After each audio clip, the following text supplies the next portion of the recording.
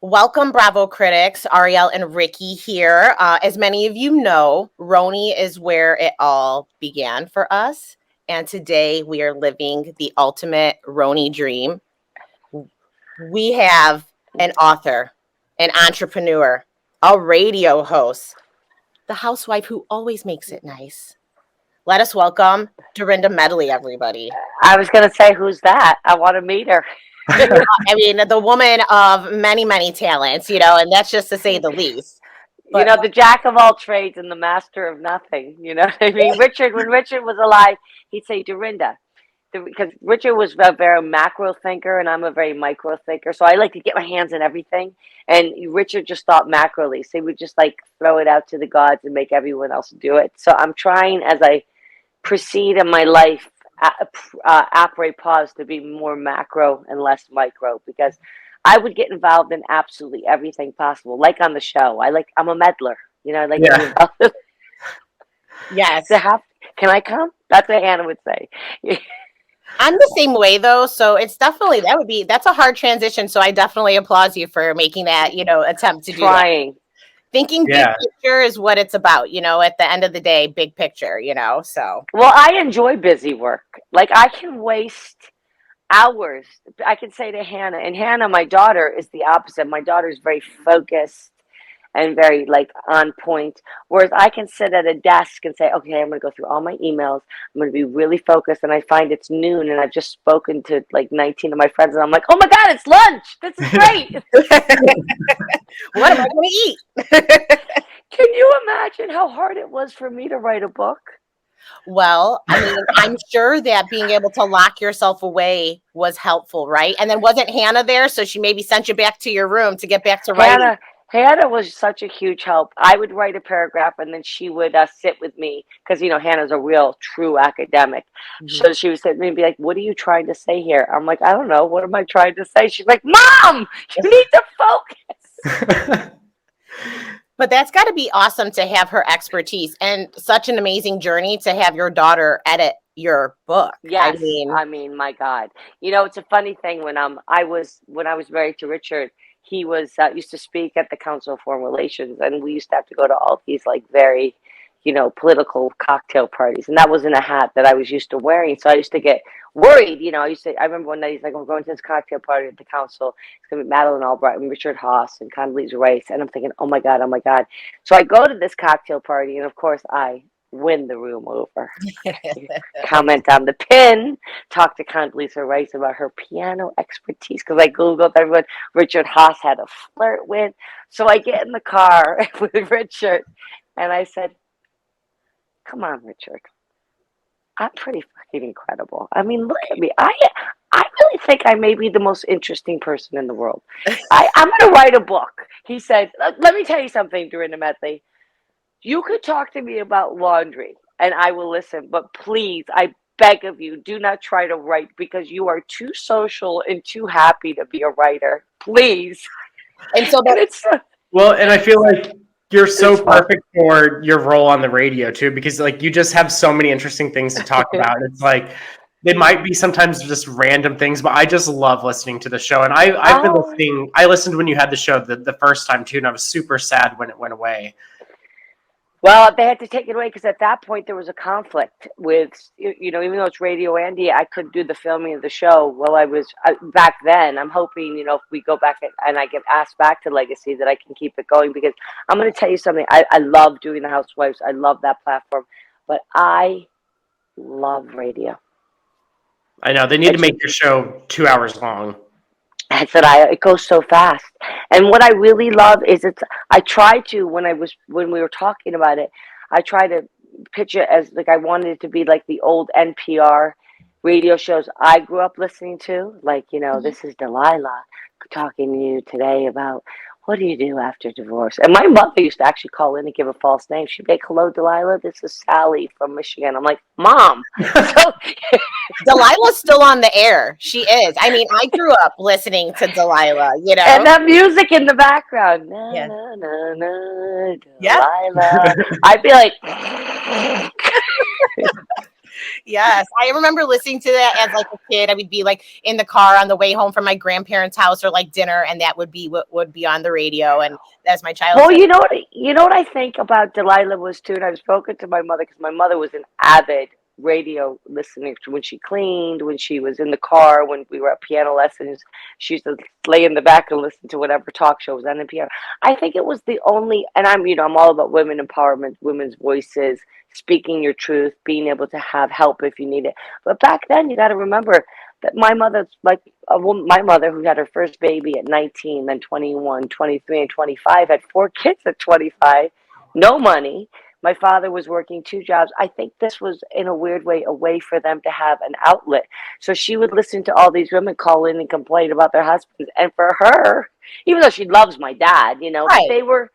it was a way for women to sort of anonymously have therapists. So Yeah. I love that kind of idea that people can call in and have like free therapy. I really do believe in another life I would have been a great therapist because I'd love to get into it with anyone. I think so, and I think, Maybe that's part of your next 6-year cycle. Right? so if anybody has not read Dorinda's book, Make It Nice, make sure you run out and get a copy. In her book, she references, every 6 years how she found herself in a transition. Can you tell everybody a little bit about that? It's so amazing. I kind of, I grew up very Catholic and very spiritual. I mean, I kneeled to like 25 life-size statues in my house before I went to school in the morning. Like St. Christopher, make sure I get there okay. St. Anthony, make sure you find that thing I lost. St. Mary, take Mother of all mothers. St. Anne, Mother of all mothers, mothers of mothers. My mother went to church every day. And Okay. when you grow up in sort of a big, people think that I'm very Upper East Side, and I'm very blonde Upper East Side. But the truth is, you scratch the surface, and I'm just like a gangster in Gucci. I'm very Italian, very Polish. I play this role very well, and I've adapted to it. But the truth is, I grew up in a very ethnic. I mean, my biggest weddings were at the what was it called? VFW. VFW. Yeah. The first time I went to a fancy wedding in New York City when I moved here, I was like, these people are dull. Like, where's the buffet? Where's the dollar dance? Where's the drunk uncle? These people are dull. Oh my gosh. And so that's what you said when you went to a wedding with John. Yeah, exactly. Years later, you're like, this is awesome. Well, that's why it struck me, John. When John took me to Okio Castle, and I saw the blue smoke come through the doors, and the woman come out in this huge gown, and everybody, I was like, now I'm back home. I am now 16 again. Okay.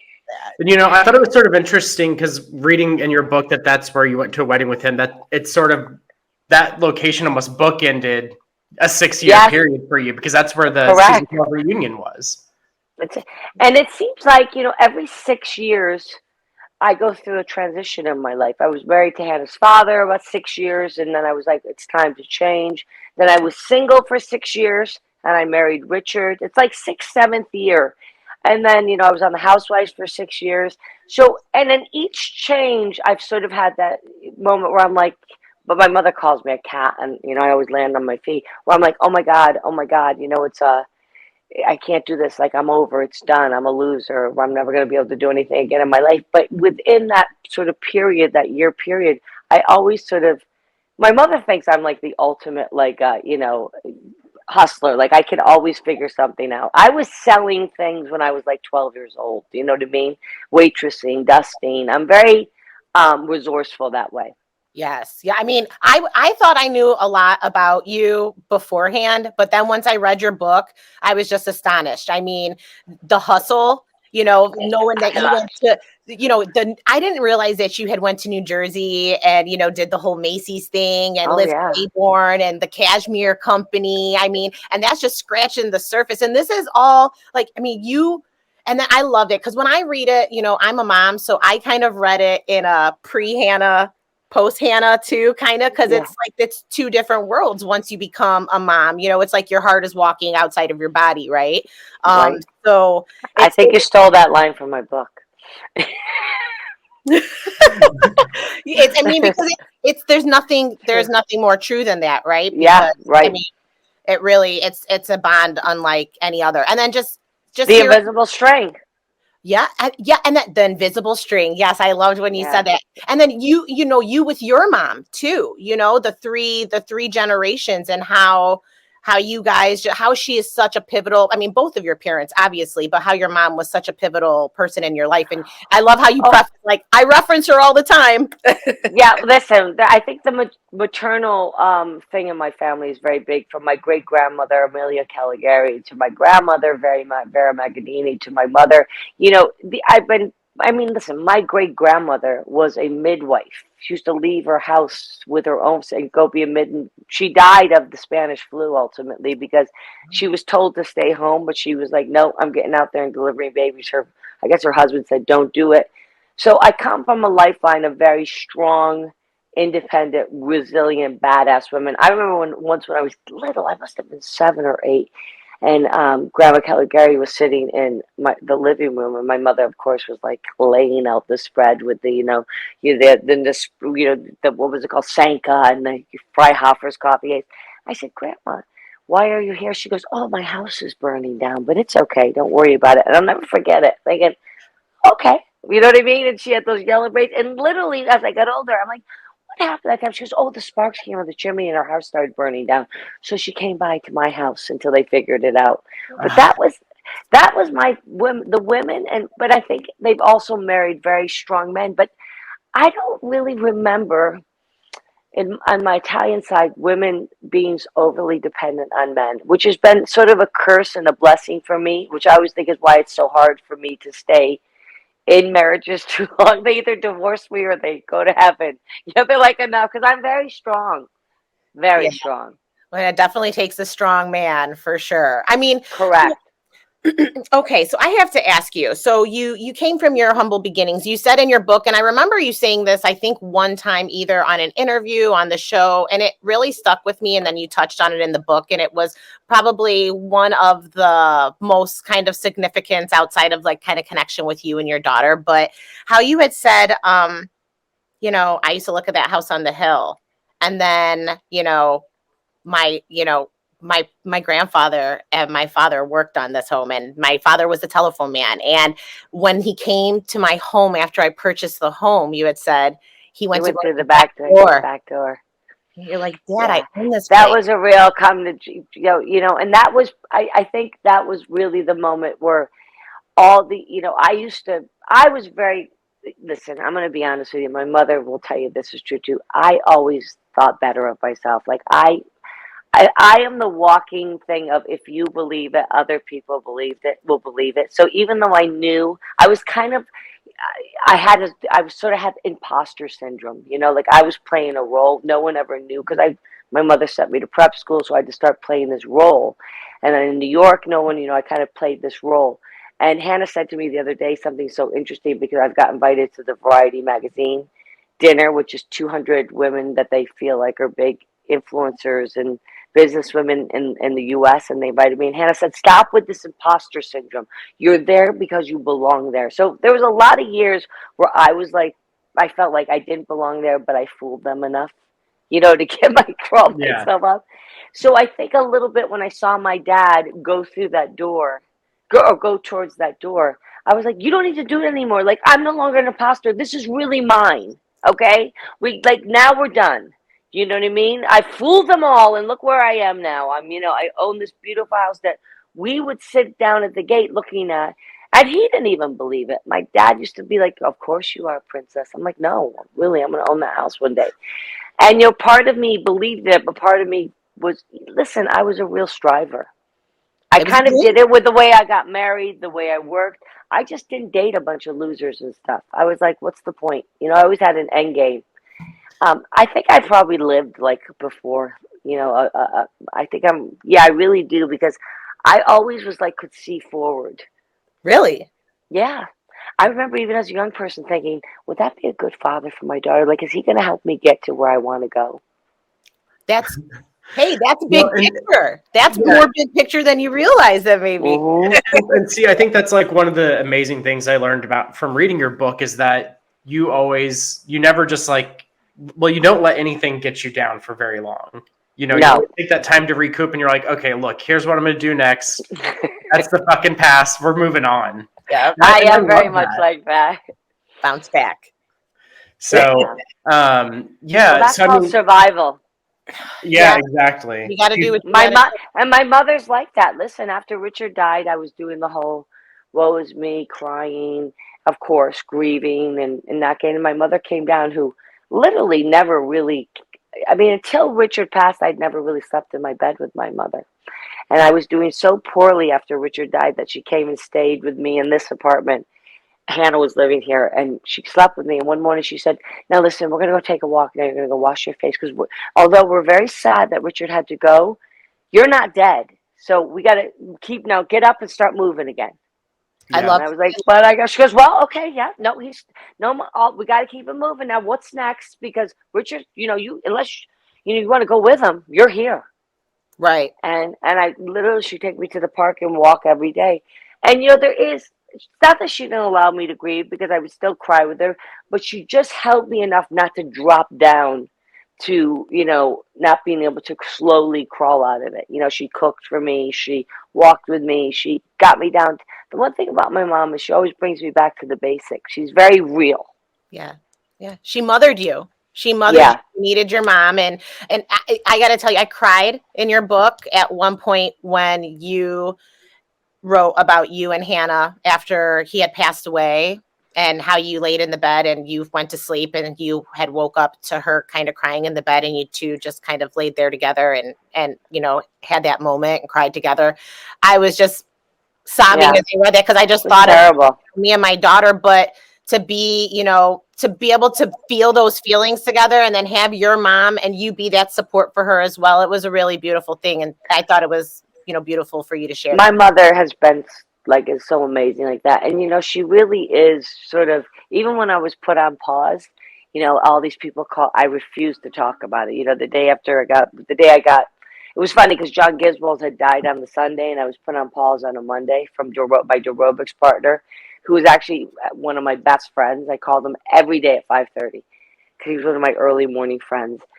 So on Monday, when they put me on pause, I was like, I just couldn't believe it. But to everybody, I was like, I'm fine. Don't worry about it. Yeah, I didn't even want to talk about why I was put on pause. I'm like, no problem. I'll take a year off. It's COVID. But I didn't, everybody, I'm fine. I'm fine. I got in the car. Do you know the minute I got to my mother's house and she answered the door with her miracle gloves, I was like, it's really bad. They fired me because she's the only safe place. Your safe place. Yes, She goes, 100%. let's not worry about that shit. Rejection is protection. What you don't know now is that you'll be thanking them in a year. Do you want something to eat? I'm like, all right. I, I love that saying, rejection is protection. I've never heard that, but I'm going to keep that with me because that definitely Well, has, and look, it ended up being a blessed year for me because I got to take care of my parents not take care of them, but sort of oversee them during COVID and be in the Berkshires, which I haven't been able to spend that kind of time with my parents for 20, 30 years. Be at Bluestone Manor for a long period, which was great. Not have to film during COVID, which yes, was great. Um, Write my book, finally get this bourbon out, which took me like 5 years, and I never really committed to the bottle, to the peacock, to the this, to the flavor, and just really, grow myself in a different way again. Stop. It takes a minute when you've been on Housewives for 6 years, and I can't imagine for people like Luann and Ramona and stuff. It is really in your head. Like you eat it, you drink it, you sleep it. If you're a good housewife, like it's authentically your life. right. So it takes a minute. It's just, what it's like. The first year you're out of college and everybody goes back in the fall, and you're sort of like you're at graduation. You're like, I'm so happy, woo! And then September comes, and you're like, why am I not going back to college? Yeah. I mean, Like, so we'll get into that part in just a little bit, but I sort of want to go back to before you joined the show. So you were approached at a different point before you actually joined the show.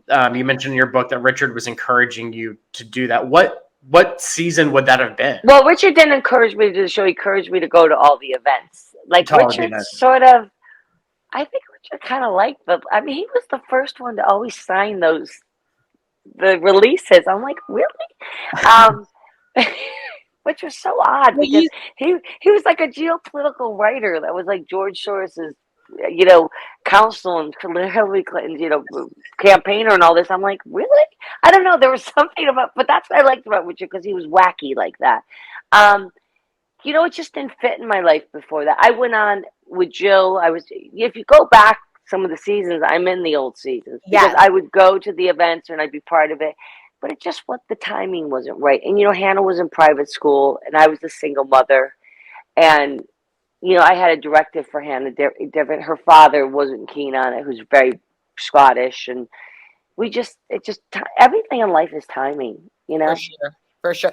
I don't know if you know this, but so we said our love for RHONY is kind of what connected Ricky and myself. So we kind of started, Bravo Critics all began with us deciding that we wanted to do a RHONY rewatch. We were going to do one season each month and record like a series about it and just have fun and just relive the glory days. So we The are glory currently, days. I mean, you know, we've watched a million of the episodes over and over again. We've binged it, but we thought, okay, like let's go and actually start from the beginning and let's like dissect it and just Listen, someone sent me this yesterday, and I was like, I don't know if you probably can't use it, but I'm gonna show it to you. It really made me like it kind of was the glory days, wasn't it? Yeah. Like I want to just show you this thing someone sent me. It kind of gave me like a little minute of like I was like, wow, that's true. It was like this. Hold on. well, and you know, we did our My next guest, always have a great night. It's our hometown heroes, the Real Housewives of New York. Bravo time. Right? Right? It's like another level. Yeah. So good. And I think that's what they have to get back again. You know, they got to get back because people just really were very interconnected with us, and we knew it. So Yeah. we all really knew each other so well. So you know, although it was intensified and stuff, it worked. It And worked. someone sent me that yesterday. I'm like, you know what? We were kind of hometown heroes. And listen, when Bethany was on, I mean, there'll never be a housewife like Bethany. You know, she does. It's just. But I always say it's a group thing. Like some people we're all different in different ways. There's not one person. Like I don't think I could carry a show on my own. But I think collectively, with all the different people, that's what makes it so. It's like Baskin Robbins. You know what I mean? So good. Yes. I mean, and you know, so we just did season 4. We just finished season 4 for our last episode that we just recorded, and you made your appearance on season 4. So we saw you at the table. There was an altercation with the girls. They were going at it. You were kind of just there in the background, and it was like I was wearing a red dress, right? Yeah. Yes, you were wearing your RHONY red already. You know, I would know that was an Oscar suit that Richard had bought me for an event I just did in Washington. So I thought this was perfect. I love my Oscar de la Renta was my grandmother's absolute favorite It's designer. my favorite. I mean, that she's It's still got my favorite. like her old scents of like the powders and stuff that they don't even make anymore. I have one sealed pack of all of his original stuff from hers, you know, from her that we won't open, but I smell it and it smells like her. It's amazing. It's He's the classic. best. Yeah. Did I you just watch bought it. RHONY before?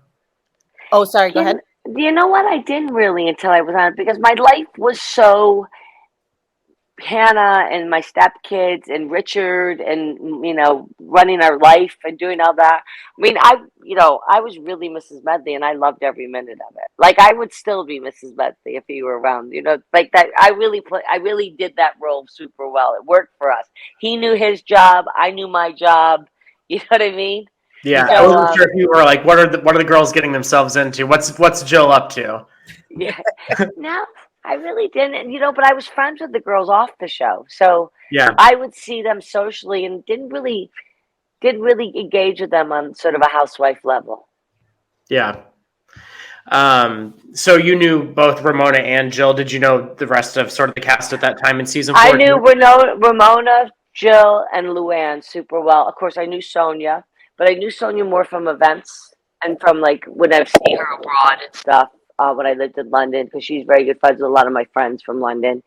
But I never really, you know, if I saw Sonia in a room, we would always be like, "Hey, what's up?" And then we kind of got closer on the show. But she was always more Ramona's friend in the early days. They were really close. and they'd go out at night. I knew Ramona by day because her daughter went to my daughter's school, the Sacred Heart. Oh, So okay. she was like my day person, and I think Ramona went out with Sonia more at night. I didn't really go out at night at that point because I, kids at home Oh, I didn't and a realize husband. I didn't realize the girls went to school together. That's interesting. And then Yeah. so you kind of gravitated a little bit more to Luann then, No, Ramona and Avery No, and no, no. Hannah. No, I'm saying like Hannah and Avery went to school, but since Ramona at nighttime was doing her thing with Sonia, you and Lou got to build your bond too, right? No, not really. No? I just knew Lou through the social group, and she would always be at the same parties I was at. So, Oh. so our friend Sheila had a big bar mitzvah one year, and we just were dancing. You got to understand, the Fun. Upper East Side back then was a very different place. Everybody knew each other. We were all going to the same cocktail parties, all going to the same schools. You just knew each other. Yeah. You even said in your book, I think at one point you run into people on the street, even for a big city, it's, a small, you've got to have that. Yeah. And I don't know if the Upper East Side has that as much because I don't have kids in school anymore, but it's a very tight group up here. And that's, I think, why RHONY is one of the best shows. And I think that's why they can also do a legacy, is because you guys have known each other and had these relationships for years. And it definitely Correct. makes the stakes higher, too, because, you expect someone that's been your friend to not be as crazy as we've seen in some situations. Yeah. Well, but we kind of know what we're doing. I say it's like NFL football. You go on, you do your thing, but when you get off the field, you kind of pat each other on the ass and keep it moving. You're some better than others, but that's kind of the way it is. Yeah. Are you? So we know you're still in contact with Luann. Do you still talk to any of the other girls much? Sonia, I've been in contact with, but not much. Sonia's, I think, living out. I don't know if Sonia's in New York right now. Leah, not Ramona at all. Yeah. So Ramona, I think, is more in Palm Beach now, doing that whole thing. Yeah. What is your relationship like with Jill? I'm curious because I feel like we Very never good. Oh, okay, good. She was just at the. I've known Jill forever. I feel like we didn't get like a lot of, maybe on TV, a lot of Jill Dorinda interaction. So I'm really excited for she was never on when I was on. Right. Yeah. So there wouldn't be. Yeah. So she was, by the time I went on, she was off. Yeah. And then she popped up at like a party, right? One year, the Halloween party. Well, she would I pretty much Jill pops up every single year with, at an event. But as far as, popping up at the party in the background and filming is very different sort of thing, because they're not really part of the storyline.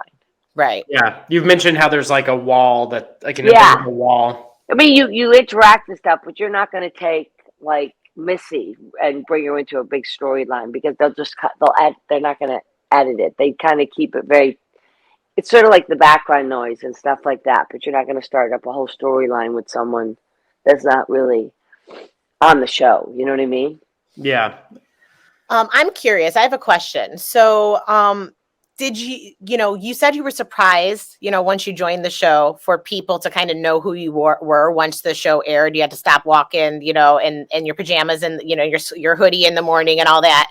Was there anybody in particular that you were really surprised that was a fan of yours? Yeah, I couldn't believe that Rihanna took to me so quickly. And like Nicki Minaj but my best is Sarah Paulson. Oh, I love that. Love Sarah Paulson. She's my favorite. I mean, it's got to make you feel like a badass if someone like Rihanna's sliding into your DMs. Yeah, right? Love this. Yeah. But Sarah Paulson, when I went on Watch What Happens Live and surprised her and she was so excited, I was sort of taken aback. I was like, what? Like, you know what I mean? Because you don't really think of yourself that way. You kind of do your job and leave. You don't really believe that there's a residual effect on people, right? But there is. The Bravo world is, I was just saying it to someone the other day. I was walking I was in Boston last week doing an appearance, and I decided to go to Cambridge and walk through Cambridge and just go see Harvard, because it's just so beautiful, right? And and I'm walking through Harvard, and there's all these students walking by, and they're like, "Is that Dorinda Medley?" Oh my God! I'm thinking, man, you go to Harvard. Okay, why are you interested in this? So obviously, this Bravo thing has a long reach. Yeah, it's pretty amazing, I'd say. And I think that's why it was so heartbreaking when it didn't work. Season 13 wasn't good, because people it was such a loss for a lot of people. Did you watch that season as it was airing? I didn't. Was it just sort of like you didn't want You to? know why I didn't watch it? Because I didn't want to comment on it, and I didn't want to distract from where I was in sort of my growth. Yeah. You know? You needed to focus on you. Yeah, I just needed to focus on me and just sort of, you know, be in my moment up in the Berkshires. I was just in a different headspace, and what could I do about it? It would just upset me. And Yeah. I don't blame you. I think I would have probably been in the same mindset. Focus on you. And you were it was writing. COVID. I was writing my book. I was with my parents. I just knew that if I watched it, and it just would have upset me. Yeah. Priorities. You had your priorities. So I'm very out of sight, out of mind. Like if something really bothers me, I just pretend that it's dead. Oh, that's great. I really do. I really do. I'm like, well, that's, you know, I said when my niece was mourning over a boyfriend so desperately, I was like, dude, just pretend he's dead, and then you can just like don't worry. He's done. And block his phone and do everything, and just that they don't exist anymore. Yeah. I couldn't date if I had to these days. How's the dating life going?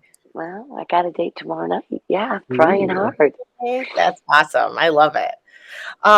Okay, so tell everybody if we are going to maybe get any more, maybe possibly a 3-generation cooking book, because I'm like obsessed. Well, that's what I'm trying to do. I've actually approached Simon and Schuster to do like an entertainment cooking, you know, setting tables, decoration book, but they're not biting. So I'm wondering if I should. Yeah, I'm so surprised they're not. So far, they're not that interested. So I'm thinking about maybe going to HarperCollins or someone like that, because I think timing is everything. Mm-hmm. And I really think after COVID, people are more than ever interested in that type of thing. I think we've all kind of gone backwards to go forward. Yeah. 100%. I think that it would be amazing. I think that you have so much to offer. And I just loved, I just love when I just see you on like an Instagram live, or just when you're, anything. And I see, oh my gosh, those glasses on her table are so cool. Oh, that china, that bright yellow china with the green glasses, and, this and that. It's just so cool to me. And I think that you are definitely a vibe. And I think that your daughter is also very cool. Very. And I watch your YouTube. Although she doesn't really come on with me. She's actually muted me from her Instagram. And I'm not allowed to use her on my Instagram. She said at one point she blocked me, but that was sort of jarring. But now I think you took it too far, Mom. You took it too far. No, she just doesn't want to. Hannah's never been a big Bravo person. She went on once a year.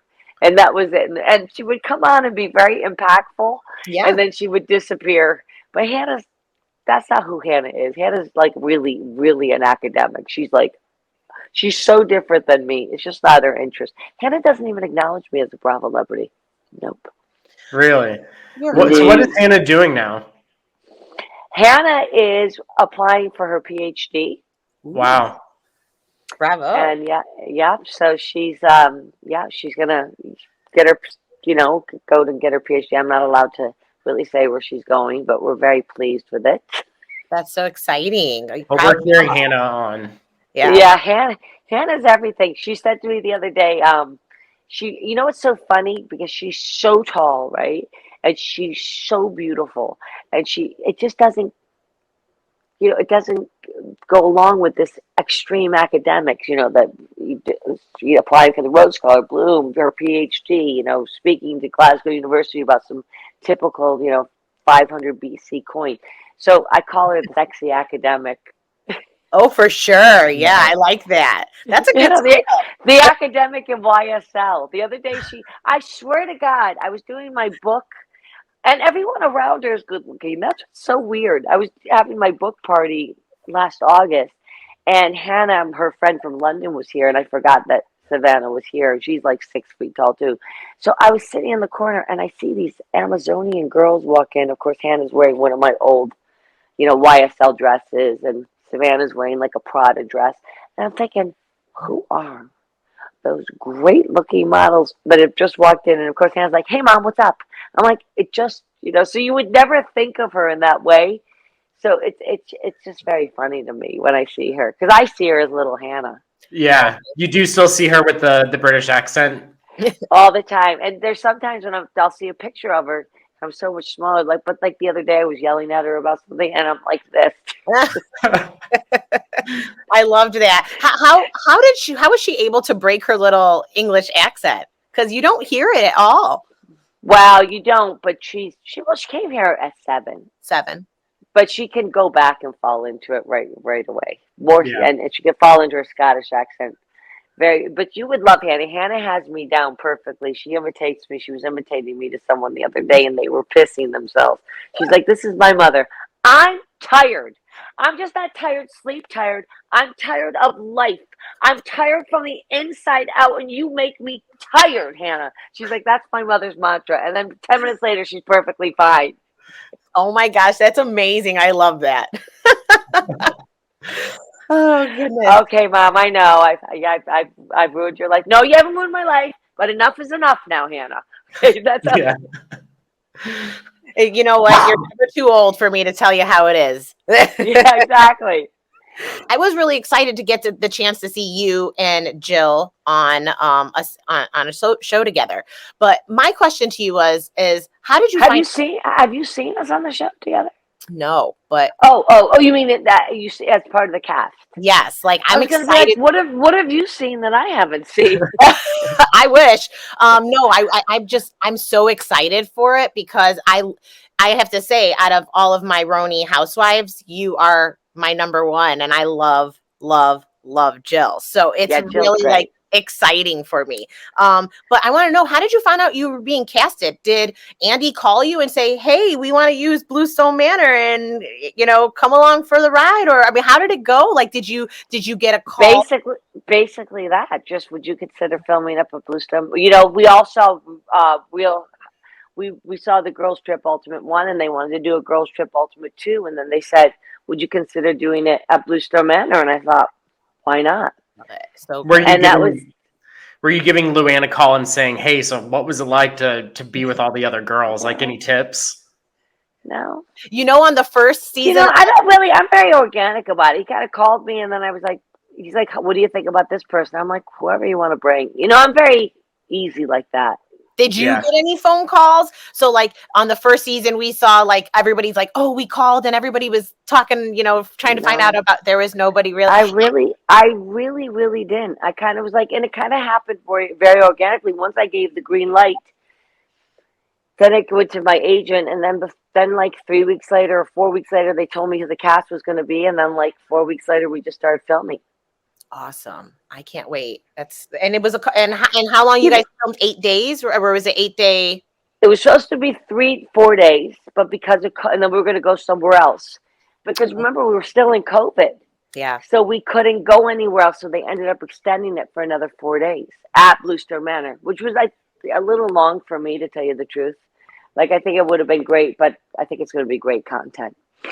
I can't wait to see it. I'm I mean, already obsessed with the entire cast, and everyone keeps teasing it and saying, like, I think Andy's even said this is actually better than the first one. So I mean, he's been I setting the hope so. bar really Well, high. I think it's going to be. I mean, listen, you never know how it's going to. The one thing they have is tons of content.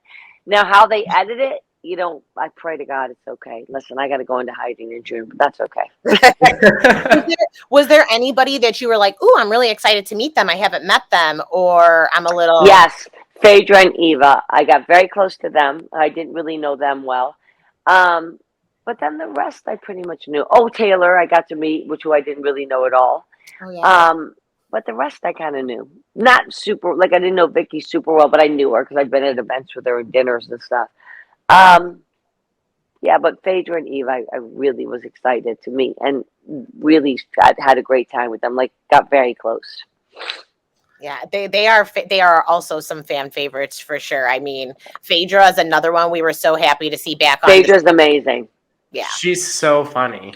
So we were just wondering, if you could share with us at all, who would your dream RHONY Legacy cast be? This is what Well, everyone wants to know right now. I will definitely, I think, listen, I think there's definitely Luann. I would love for me to be on. Definitely Sonia. we have to have Ramona, like her or not. You have to have her because she's great TV. And then probably Jill, definitely, because she'd be. I'd love to see Jill back on with Ramona and all the people. Bethany, of course, because she's like a top player. You know what I mean? And then I don't know, maybe some of the old Kelly Benson ones. I mean, there's so many good ones. There's so many good ones. When you go back, Kelly Benson one was great. Alex McCord was great. Aviva was great. But that's the great thing about the New York Housewives. I would like to see Jules. She won't come back. She's Yeah. not part. But I thought Jules was a great housewife. We I did wish too. that I wish that they could do it in a way that it was like they had a main group and then rotated some of like all the oldies showed up. Wouldn't that be great? Yeah, I also think it'd be really cool because Alex lives in Australia now, so maybe Well, I there's gonna be a suggested girls that we trip to all go to Australia. Australia. Yeah, Would that be Let's great? do it. I'm manifesting that because that would be so good. But yeah, Kelly's I think another really top pick for a lot of people. She's a great girl. We talked to her a couple months ago, and She's a great girl. She's visually beautiful. She's built this great career in real estate. Always interesting. Yeah, she was definitely a fun one to chat with. And 100%. she had so much knowledge. I mean, and her career has been astonishing too. So it was really fun to chat with her. But I have to tell you, Dorinda, this has been an absolute dream for us. Like